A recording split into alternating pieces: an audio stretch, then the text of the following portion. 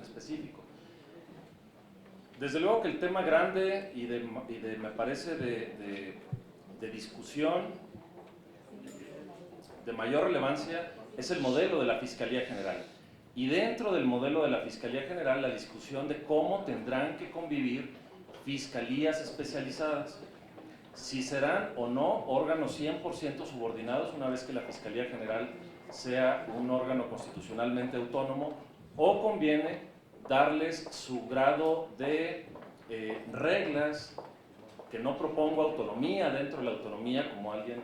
lo ha dicho, sino reglas diferenciadas de operación que permitan el encapsulamiento de temáticas que no conviene que pesen sobre el fiscal general. Personalmente comparto esa opinión. ¿Por qué razón? Porque los temas de combate a la corrupción, de derechos humanos, de delitos electorales y de persecución de conductas internas, me parece, tienen que recaer en personas que tengan un nombramiento, un mecanismo de nombramiento y de estabilidad en el puesto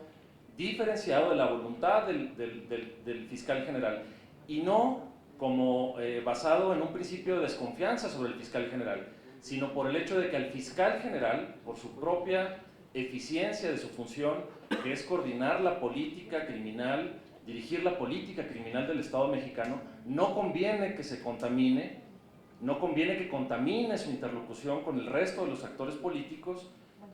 cámaras de diputados y de senadores, el propio poder judicial, los gobiernos de los estados, con quienes tiene que tener una relación muy fluida para poder establecer mecanismos de compartición de información y de operativos en conjunto para el fenómeno que lastima más a la sociedad, que es el de la delincuencia organizada.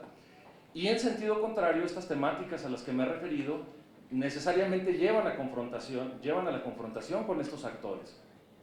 Por eso creo que una regla de protección del fiscal general es que el mecanismo de designación de estos fiscales especializados tenga una mecánica propia y una estabilidad en el cargo que le permitan a él estar ajenos en concreto respecto de las investigaciones en particular, que no pueda dar instrucciones sustantivas sobre lo que tiene que hacerse o no en un caso concreto, y de esa forma que pueda él estar en los temas importantes donde requiera la clase política y al Estado mexicano en su conjunto. Esto no significa que estas fiscalías especializadas deban estar separadas ni romper la unicidad orgánica y funcional, como creo que sí lo rompe el acuerdo. ¿Por qué? Porque la función de persecución de los delitos le corresponde al Ministerio Público de la Federación en su conjunto, y todos y cada uno de sus agentes tienen facultades para perseguir los delitos. No es una facultad exclusiva ni excluyente de las fiscalías especializadas el ámbito de los delitos de su competencia, sino son estructuras que deben de coordinar políticas en toda la institución para la atención de una política criminal de un género delictivo en específico, y además deben servir como áreas de atracción de los casos relevantes, aquellos en los cuales no sea posible que ministerios públicos genéricos, por llamarlo así, tengan la intervención directa. Por ejemplo, si hay un cohecho en una frontera, pues no va a ir la fiscalía especializada a una frontera a conocer de manera directa la denuncia de un paisano que está cruzando con su vehículo y que le están pidiendo dinero. Desde luego que quien tiene que intervenir es el agente del Ministerio Público más próximo. Pero si se trata de un delito que implica desgaste a nivel político con otros actores del sistema, pues necesariamente hay que capsularlo en una fiscalía especializada. Por eso menciono que la estructura competencial de cómo viene el acuerdo del procurador va a ahorcar la operatividad de la fiscalía, porque están pidiendo que le manden todo lo que hay en el país.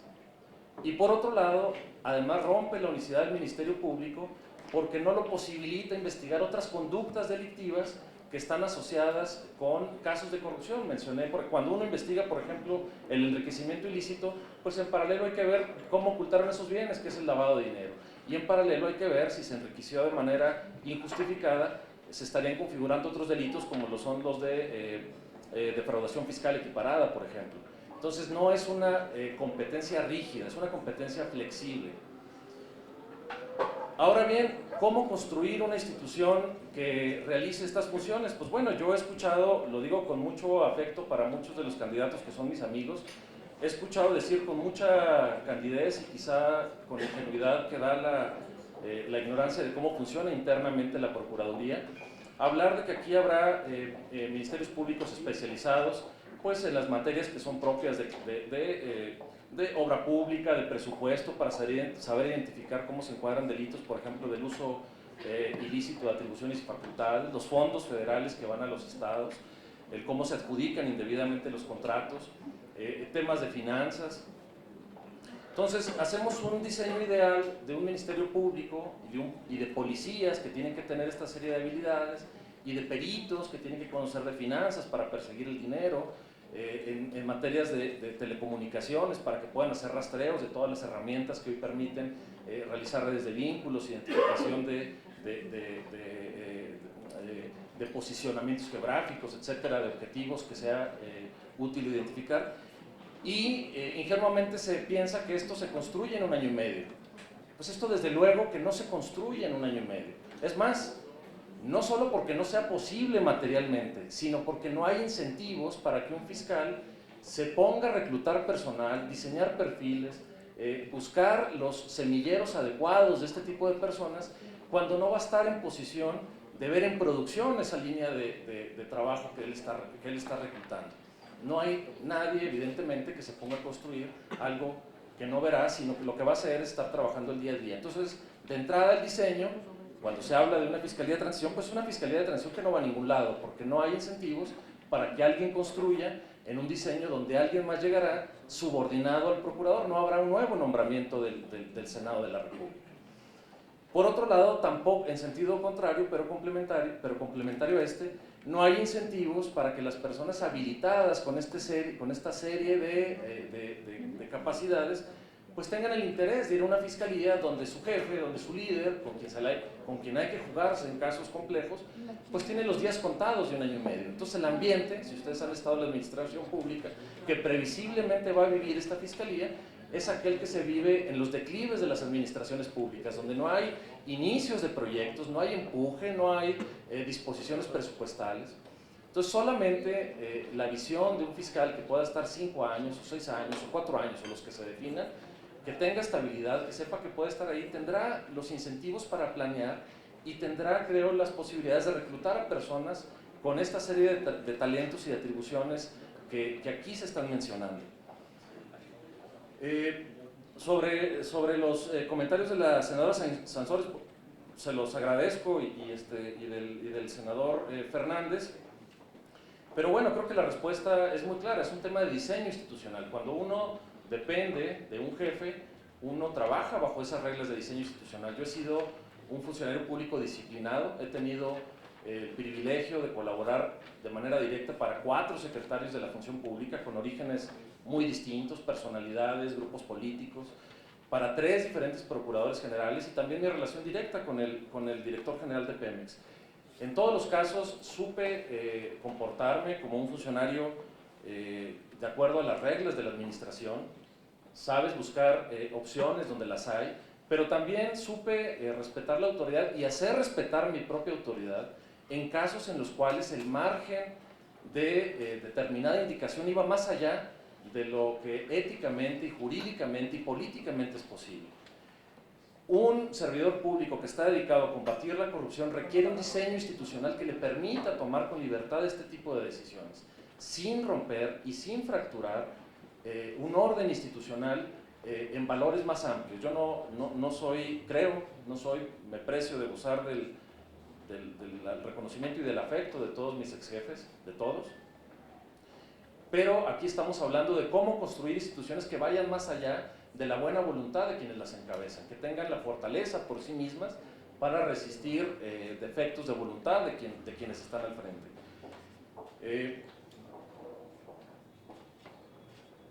El perfil de policías y el personal, las acciones inmediatas de agenda, pues bueno, creo que están explicadas de esta forma. La integridad física del personal, pues bueno, quienes entramos a esto sabemos que tenemos que tomar riesgos. Aquí importa mucho el que no se le pida al personal algo que el jefe no está en capacidad de ofrecer por delante. Y en ese sentido, mi mayor orgullo como exfuncionario ha sido el reconocimiento de mis colaboradores, aún más que el reconocimiento de mis jefes. Al día de hoy yo encuentro a mis colaboradores y sé que me hablan con afecto, con cariño, que pudimos construir espacios de integridad, que dimos dimensiones al servicio público de auténtica vocación cívica, que probamos que es posible hacer cosas correctas, y también cuando se hicieron cosas incorrectas yo fui el primero en hacer detenciones en flagrancia de mi propio personal, estableciendo esquemas de contrainteligencia, de células de pesos y contrapesos, porque todo poder que se concentra en un solo núcleo, en una sola persona que no tiene contrapesos, tiende naturalmente a corromperse. Por eso en el diseño de la Fiscalía yo tengo el gran temor de que, aún encontrando al mejor mexicano o mexicana para que la encabece, si todo el diseño institucional recae en el poder de una sola persona, están dadas las condiciones para que esa institución se corrompa, para que se rodee de personas que no le contradigan y que utilicen el poder tan amplio que puedan tener, como es el de privar de la libertad de una persona, disponer de su seguridad personal, que es el bien jurídico más alto que tenemos los ciudadanos, pues con cualquier sentido contrario a lo que debe ser una institución. Por eso los esquemas de vigilancia ciudadana pues no solo deben ser canales de buena voluntad, sino a través de diseños que permitan consejos consultivos obligatorios, por ejemplo, de tomar opinión para nombramientos, para evaluación de desempeño, para ascensos, para identificar quiénes deben de ascender, cómo debe estar adscrito el personal, cuáles son los criterios técnicos de por qué a una fiscalía se le asigna determinado número de personas y a otras no, cómo aseguramos que el personal que está en una fiscalía o en un área determinada no va a ser removida como una consecuencia de una represalia. Al día de hoy, todas estas facultades recaen en una sola persona en el régimen vigente, que es el señor procurador. Y en lo personal, debo decirlo públicamente, tengo la mejor opinión de él, he tenido el privilegio, porque es un privilegio discutir con un abogado de su talento, pero insisto, el diseño está equivocado y no podemos confiar el éxito de las instituciones solo a la bondad o a la voluntad, o a la buena voluntad o al buen entendimiento que se pueda tener entre funcionarios públicos. Pues muchísimas gracias. El conflicto de interés. Sí, perdóneme. Sí, es un tema muy preciso. No tengo problemas en transparentar mi conflicto de interés. Lo hice abiertamente en mis declaraciones públicas anteriores, aún antes de la de 3 de 3, y en mi declaración 3 de 3, y también en la que presenté en un formato diverso para este proceso, está muy claramente especificado. Mi único posible conflicto de interés es que he ejercido mi profesión de abogado asesorando empresas que son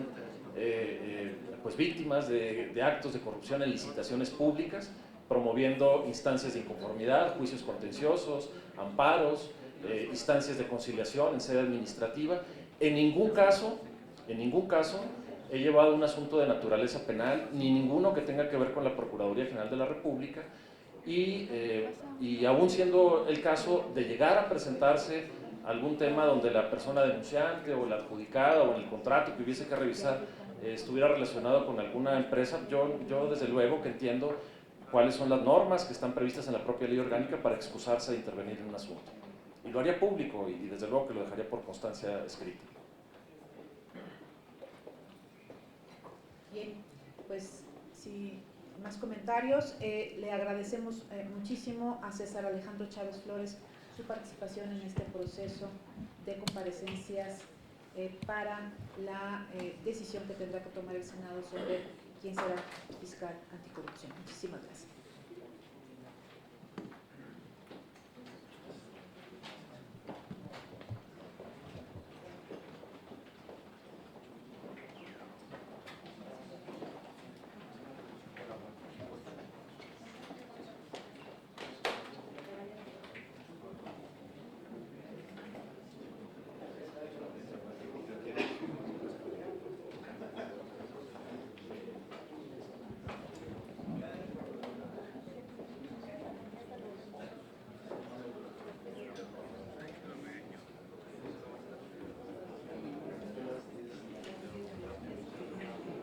Bien, quisiera dar cuenta a estas comisiones unidas de lo siguiente. La Secretaría Técnica de la Comisión de